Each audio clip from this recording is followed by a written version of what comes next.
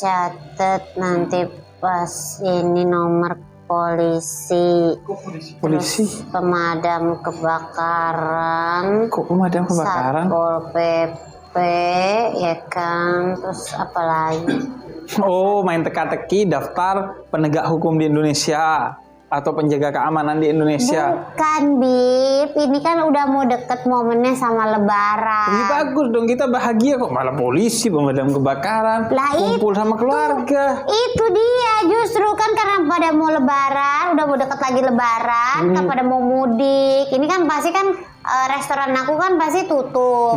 Aku tinggalin karena aku mau mudik. Iya. Rumah juga pasti aku tinggalin yang di Jakarta mau mudik segala macam. Lah kalau kosong-kosong begitu kan rawan kejahatan. Biasanya tuh kayak kejahatan cenderung meningkat menjelang Lebaran loh, Bib. Setahu aku sih kalau kosong-kosong gitu imbang ya. Wah, kalau kosong-kosong gitu imbang, dipikir lagi main bulu tangkis kali.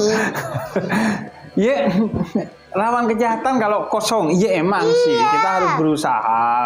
Bukan hanya pasrah mengamankan lingkungan kita, rumah kita. Ini lagi barang-barang dicatet-catetin nomor-nomor polisi. Oh, Satu gitu. kantor polisi satu-satu polisinya dicatat. Ya gak segitunya juga dong. Tapi beneran, Beb, di momen Lebaran yang harusnya bahagia, malah jadi kita kayak mau berkumpul sama keluarga jadi khawatir. Padahal kan kalau bisa dibilang Indonesia itu kan mayoritas penduduknya Muslim. Harusnya semuanya merayakan kayak hari kemenangan gitu sebagai agama Islam, agama yang rahmatan lil alamin gitu ya. Tapi kayak nggak tercermin itu gitu loh, Bib. Sebenarnya apa sih maknanya Islam tuh sebagai rahmatan lil alamin gitu? Nah, ada ceritanya cendekiawan Muslim namanya Muhammad Abduh dari Mesir. Ya. Dia pergi ke Perancis. Kemudian dia bilang, di Perancis saya nggak ngelihat orang Islam, tapi saya ngelihat Islam. Soalnya kotanya bersih, orangnya sopan, disiplin, profesional, dan lain sebagainya.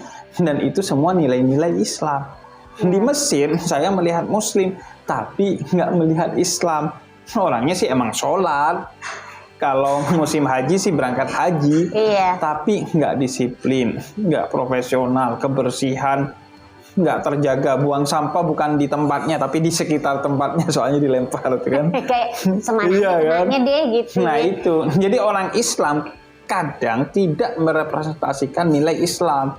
Makanya kata Allah dalam beberapa ayat di Al-Quran misalnya ya, wa kadzalika ja'alnakum ummatan wasatan. Aku jadikan kamu umat yang pertengahan, yang moderat. Kenapa Allah gak katakan dinan wasatan? Aku jadikan Islam itu agama yang pertengahan atau moderat. Karena agamanya sudah pasti moderat dan pertengahan. Cuma yang kadang gak moderat itu orangnya, umatnya. Karena tidak menjalankan Islam dengan baik. Makanya banyak dikritik di Al-Quran. Fawailul musallin, celaka orang yang sholat. Orang sholat kok celaka? Sholat kan mulia. Iya, karena dia tidak menjalankan sholat dengan sebaik-baiknya, secara sempurna. Sehingga dia gak kayak orang sholat. Misalnya Allah katakan inna sholata tanha anil fahsya'i wal munkar. Sholat itu menjauhkan kamu dari kekejian dan kemungkaran. Nah, ada orang yang kehilangan sendalnya di masjid pas lagi sholat. Betul. Iya, ada orang udah sholat tapi dia masih ngata-ngatain orang di medsos. Bahkan ada orang yang sholat masih mencuri, memukul orang, menganiaya, dan lain sebagainya. Nah, karena itu Islamnya rahmatan lil alamin, tapi kita belum sebagian dari kita. Karena itu kita terus berusaha untuk menjadi pribadi yang lebih baik setiap saat gitu. Sebagaimana dianjurkan oleh Nabi Muhammad. Nah, kalau makna Islam sebagai rahmatan lil alamin itu sendiri, artinya sebagaimana Allah katakan, wa ma arsalnaka illa rahmatan lil alamin. Aku tidak utus engkau wahai Nabi Muhammad kecuali rahmat bagi semesta alam. Allah katakan di sana rahmat. Apa artinya rahmat? Rahmat itu teman saya waktu kecil. Ya ada teman saya namanya Rahmat ada. Ada, ini orang terkenal juga ada yang punya AC. Oh, Rahmat AC. Rahmat Gobel. Oh, Rahmat Gobel. Nah, jadi suka bercanda aja, Habib ya. Makna rahmat itu adalah cinta. Allah itu Ar-Rahman dan Ar-Rahim. Itu akar katanya rahmat, cinta, pengasih, penyayang. Jadi Islam itu agama yang penuh dengan cinta. lil alamin. Bagi siapa? Bagi semesta alam. Bukan lil muslimin aja, bukan bagi orang Islam aja. Non muslim juga dapat rahmatnya kita. Dan bukan hanya lil insan, manusia aja, tapi binatang, tumbuhan, semua mendapatkan rahmat dari Islam. Saking begitu rahmatnya Islam, sampai kalau ada non muslim saat perang tapi dia gak ikutan perang, maka dia gak boleh diapa-apain.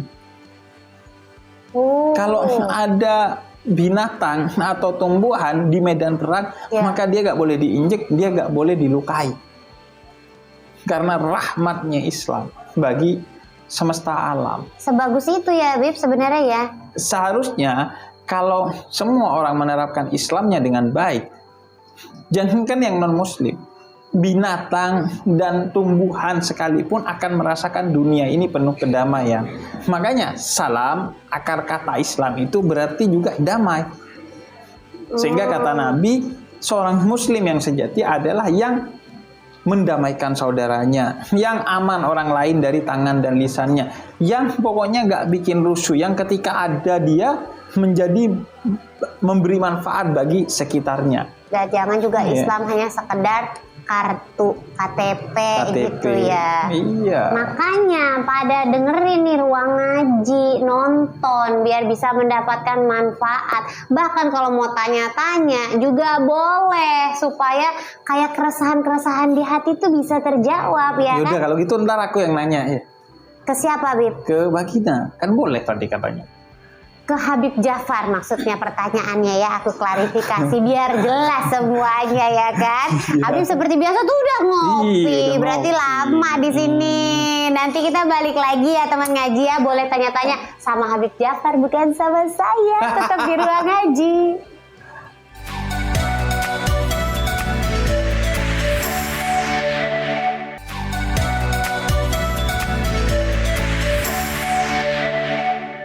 Nah ini hebatnya Ruang Ngaji, jadi buat teman-teman ngaji yang punya keresahan-keresahan, pertanyaan-pertanyaan yang sulit kayaknya mencari jawabannya sendiri, bisa langsung ke Habib Jafar, karena dijamin insya Allah jawabannya mendekati kebenaran.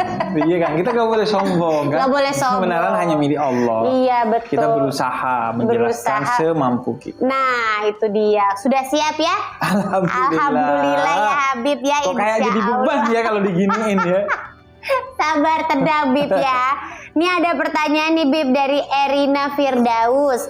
Katanya Bib, kan Islam itu rahmatan lil alamin. Tapi kenapa ada hewan yang wajib untuk dibunuh? Ya Bib, kayak cicak aja katanya boleh dibunuh malah dapat pahala. Kata siapa? Baca di Google. Aku baca katanya ya, gitu.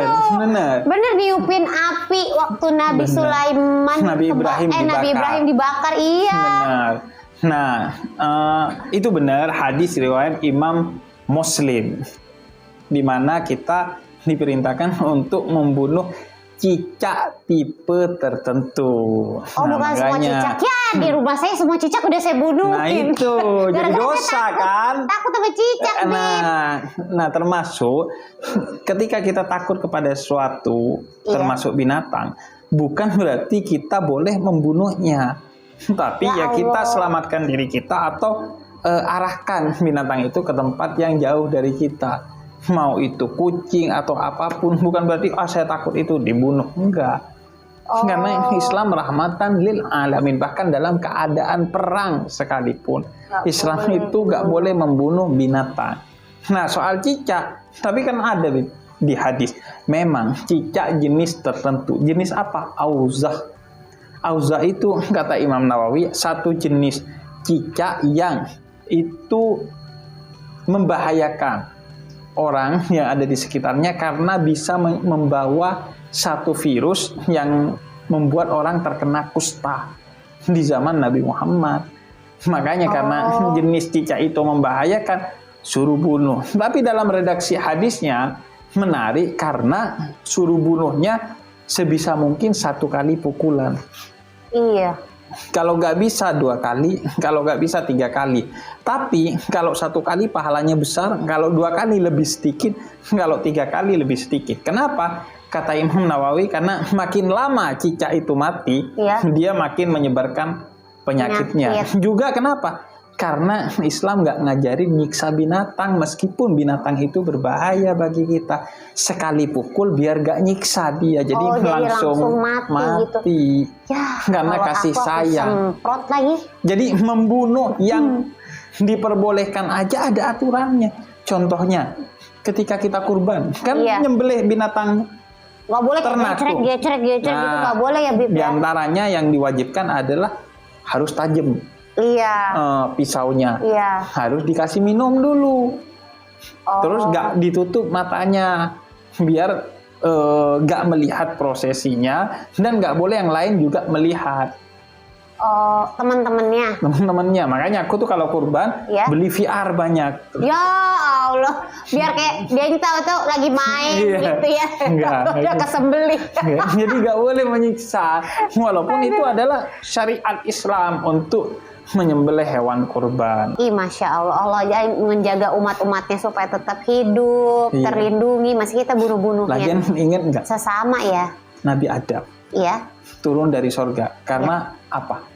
Bisikan setan. Untuk itu buah kuldi. Metik satu buah. Turun dari sorga. Kita nebang 1000 pohon secara zalim mau masuk sorga. Makanya jangan suka menebang pohon. Benar secara juga. Zalim ya. Iya betul. Kalau dimanfaatkan dengan baik kan nggak apa-apa ya Bib ya. Oke, lanjut lagi ya Bib ya, pertanyaan berikutnya ya.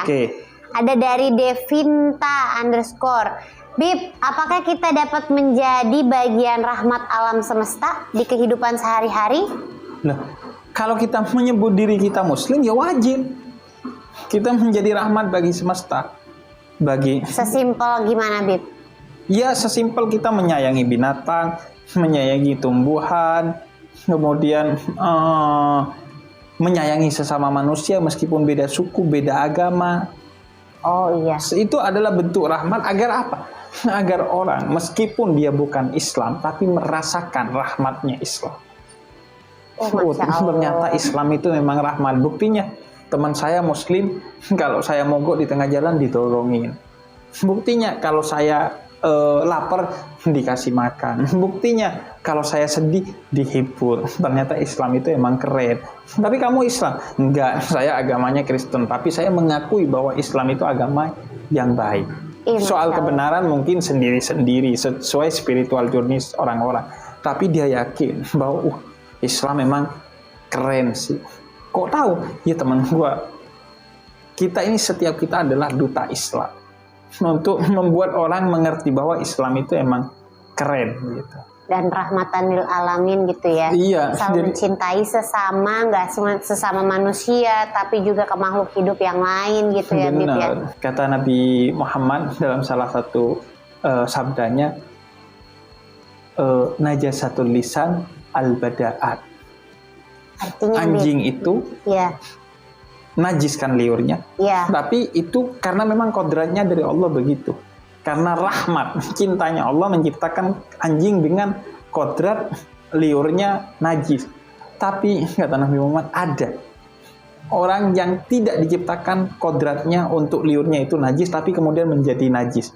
Yaitu najasatul lisan al-bada'at. Najisnya liur manusia karena berkata kotor kepada orang lain, menyakiti hati orang lain. Astagfirullahaladzim. Sehingga kata Al-Quran, balhum adol, jangan sok-sokan lu bilang, anjing kamu. Kata anjing, kamu manusia. Lebih parah. Balik-balik. Iya. Benar. Kita itu bisa lebih buruk dari binatang, kata ya Al-Quran. Allah, nauzubillah min zalik ya. Mudah-mudahan kita tidak termasuk orang-orang yang seperti itu ya. Makanya banyak-banyak nonton Ruang Ngaji. Jadi biar kita menjadi manusia yang lebih baik. Nanti teman-teman ngaji pasti boleh tanya lagi sama Habib Jafar, karena Habib Jafar akan di sini terus selama bulan Ramadan ya. Iya, tapi pulang kalau udah ngaji. Kalau udah iya dong, pasti di sini terus. Karena aku bingung mesti suguhin apa lagi gitu kan. Jangan kemana-mana, tetap di Ruang Ngaji.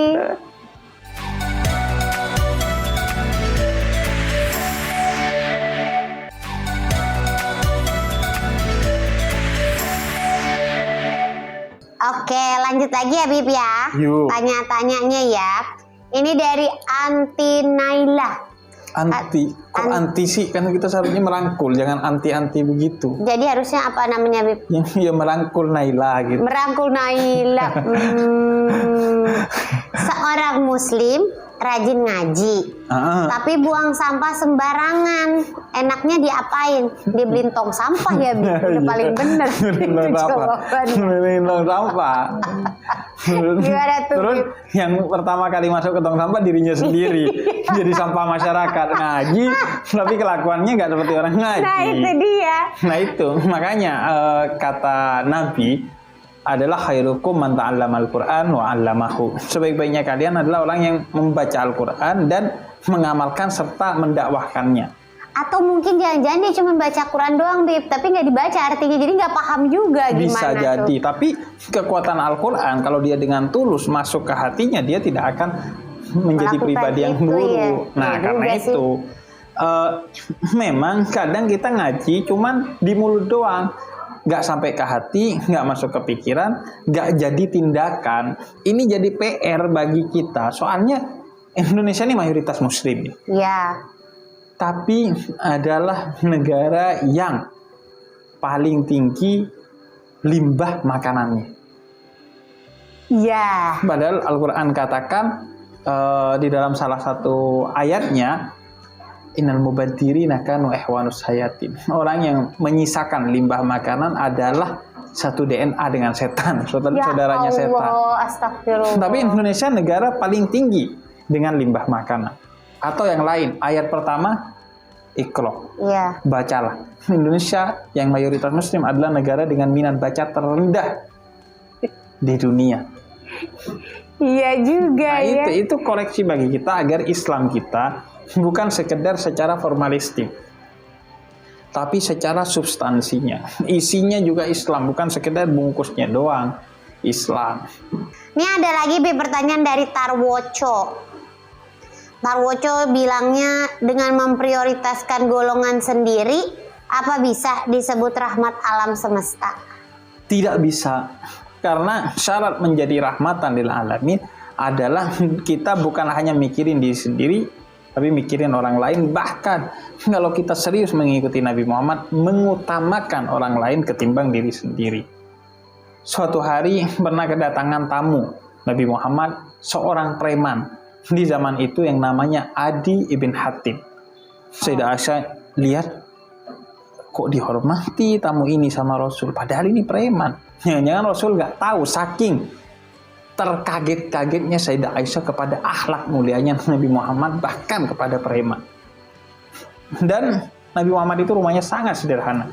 Sayyidina Umar bin Al-Khattab pernah menangis melihat rumahnya manusia termulia, pemimpin pada saat itu sangat sederhana. Di antara kesederhanaannya, tempat duduknya satu. Tempat duduk itu lesehan dulu. Jadi kayak bantal lesehan gitu. Dari pelepah kurma gitu. Itu ketika Adi bin Hatim datang ke sana, Nabi Muhammad serahkan tempat duduknya kepada Adi bin Hatim, sehingga Adi bin Hatim duduk di tempat duduk lebih tinggi dari Nabi Muhammad yang duduk di pasir. Mendahulukan orang lain ketimbang diri sendiri. Karena kita percaya in ahsantum li anfusikum. Kalau kamu baik kepada orang lain, maka kebaikan itu akan kembali kepada dirimu sendiri. Makanya kata Allah melalui lisan nabinya, kasih yang di bumi, maka kamu akan dikasihi oleh makhluk langit. Jadi sebaik-baiknya orang adalah yang mengutamakan orang lain ketimbang dirinya sendiri, tapi jangan sampai zalim ya. Wah, saya lapar. Kenapa? Makanan saya kasih ke orang semua. Ya enggak juga. Nabi Muhammad itu memberikan semua makanannya kepada orang lain setelah beliau makan. Nggak pernah nyimpen sampai apalagi 7 turunan tuh nggak ada. Iya. Bahkan nimbun gitu nggak pernah. Nimbun nggak pernah. Sayyidina Ali bin Abi Thalib pernah pulang bawa 10 delima dari hasil kebunnya. Di tengah jalan ada orang yang membutuhkan, dikasih sampai sisa 1 nyampe rumahnya. Nyampe rumahnya dibelah jadi 2, separuh kasih ke Sayyidah Fatimah istrinya, separuh mau dimakan. Sayyidina Ali ada yang ngetok, tok. Saya hari ini nggak makan, ada nggak makanan buat saya? Diambil separuh dikasih ke pengemis itu. Separuhnya dibagi lagi, 1/4 Sayyidah Fatimah, 1/4 Sayyidina Ali bin Abi Thalib. Masya Allah. Kalau manusia tuh pasti udah kayak, lah dibagi lagi sisa kita udah tinggal itu doang gitu. Nah, makanya Ya kata kan? Syekh Mutawalli Sa'rawi, kamu pengen tahu nggak kamu itu orang dunia atau orang akhirat? Gimana caranya, Bib? Kalau ada pengemis, kalau kamu senang, Ya. berarti kamu penduduk akhirat. Kalau kamu ada pengemis, berarti kamu penduduk dunia. Oh. Manusia duniawi, bukan manusia ukhrawi. Kita Itu kan kadang tesnya ya. ada pengemis nih, halah gitu. Iya. Iya. Aku nggak gitu, Makanya aku nggak gitu. Aku pintunya. kayak, ada pengemis, alhamdulillah sini. Oh iya, dikasih. Ya enggak, diajak ngobrol, kenapa? Sama aja. Aduh. Kan diajak ngobrol sambil dikasih makan, Oh, gitu, gitu. Bib. Belum selesai. Itu pengemis. Berarti aku lebih rendah ya. Ya, Nggak ada makanan ada lagi. minum tapi makanannya kan lagi diproses gitu loh, Oh. Bib. Ini Habibnya udah kepengen makan teman-teman ngaji. Jadi kayaknya aku tuh udah disindir-sindir halus untuk menyiapkan makanan buat Habib. Jadi kita akhiri aja sampai di sini. Mudah-mudahan teman-teman ngaji udah bisa mendapatkan manfaat ya dari obrolan kita. Dan selamat buat yang sudah bertanya, ya Allah, Masya Allah baik banget loh, 30 hari Ramadan. Ya benar ya, 1 bulan penuh kita bagi-bagi keberkahan buat teman-teman ngaji yang nanya. Dan untuk kali ini yang beruntung ada Devinta _ dan juga Tarwoco. Selamat ya mendapatkan Rp500.000 masing-masing. Jangan lupa dipotong pajak. Pokoknya saksikan terus Ruang Ngaji selama bulan Ramadan hanya di Metro TV. Assalamualaikum warahmatullahi wabarakatuh. Waalaikumsalam warahmatullahi wabarakatuh. Metro TV,